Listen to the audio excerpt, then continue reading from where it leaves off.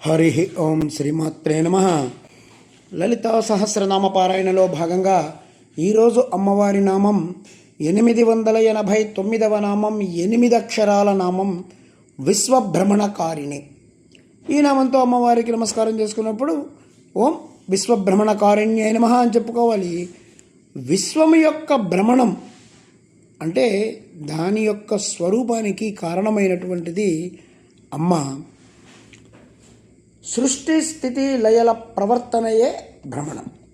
ఈ భ్రమణం, ఈ విశ్వం యొక్క ఈ భ్రమణానికి కారణమైన పరాశక్తి ఎవరైతే ఉందో ఆవిడ గురించి వేదం స్వభావమేకా కవయో వదంతి కాలం తధాన్యే పరిమహ్యమానః దేవస్వైషా మహిమాతులోకే ఏ నేదం బ్రహ్మ్యతే బ్రహ్మచక్రం అని చెప్తోంది.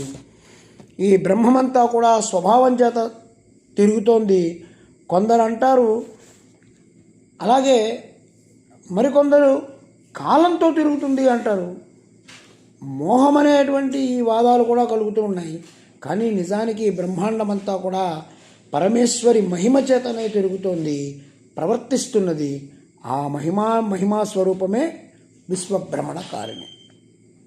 ఈశ్వర సర్వభూతేషు హృదయేశార్జున తిష్టతి భ్రామయాన్ సర్వభూతాని యాంత్యారూఢాని మాయా అని జగద్గురుడు గీతలో చెప్పాడు.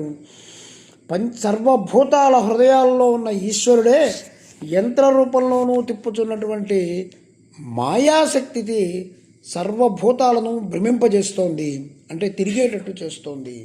అది అమ్మ, ఆ ఈశ్వర రూపిణి. గ్రహ నక్షత్రాది సమస్త లోకాలు ఏ శక్తి చేత సంచరిస్తున్నాయో ఆ శక్తే పరమేశ్వరి. విశ్వమంతా ప్రవర్తించడానికి పనికొచ్చే యజ్ఞం కనుక యజ్ఞరూపిణి అయినటువంటి అమ్మే విశ్వభ్రమణకారిణి. ఓం ఐం హ్రీం శ్రీం విశ్వభ్రమణకారిణ్యై నమః. ఓం శ్రీమాత్రే నమః. ఓం శ్రీ మహారాజ్ఞే నమః. శ్రీమత్సింహాసనేశ్వర్యై నమః.